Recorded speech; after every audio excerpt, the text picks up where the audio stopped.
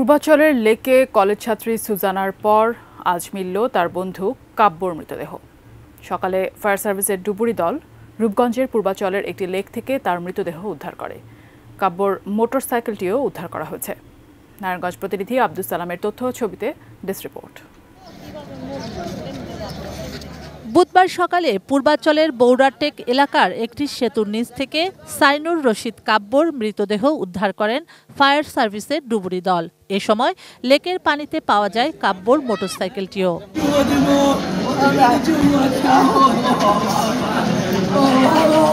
বেশি পাকা টমেটো আর সিক্রেট রেসিপির কম্বিনেশনে তৈরি প্রাউন সসের বস।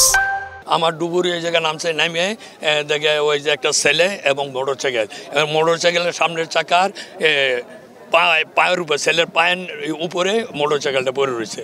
আগের দিন এই লেক থেকেই কাব্যর বন্ধু সুজানার মৃতদেহ উদ্ধার করে পুলিশ। ভাসানটেক সরকারি কলেজের বিজ্ঞান বিভাগের দ্বাদশ শ্রেণীর ছাত্রী সুজানার বাসা রাজধানীর কচুক্ষেতে। বিজয় দিবসে বন্ধু কাব্যর সাথে মোটরসাইকেলে ঘুরতে বের হয়ে নিখোঁজ হন দুজনেই। পরে সুজানার ফোনের সূত্র ধরে জানা যায় তারা পূর্বাচলের দিকে বেড়াতে গিয়েছিলেন। আমার মালিককে কিভাবে আমি ভুলে থাকবো? আমার মালিকের বিচার চাই। আমরা আসলে সুজানা হত্যার বিচার চাচ্ছি, আমি আমার বোন হত্যার বিচার চাচ্ছি। প্রশাসন যেন এদিকে এগিয়ে আসে, প্রশাসন, ফায়ার ব্রিগেড, ফরেন্সিক বিভাগ, সিআইডি, ওরা যেন এটা সুষ্ঠু একটা তদন্ত করে। নিহত দুজনের কারো কাছ থেকে কিছু খাওয়া যায়নি, তাই দ্রুত গতিতে মোটরসাইকেল চালানোই নিয়ন্ত্রণ হারিয়ে লেকের পানিতে পড়ে দুজনের মৃত্যু হয়েছে বলে প্রাথমিকভাবে ধারণা করছে পুলিশ। আমরা মনে করছি না যে এটা খুন, কিন্তু যদি পোস্টমর্টেম রিপোর্ট সবকিছু মিলায় খুন আসে তখন তো আমরা ব্যবস্থা নেবই।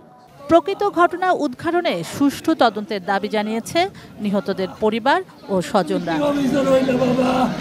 শুক্লা সরকার, ডেস্ক রিপোর্ট, এটিএন নিউজ।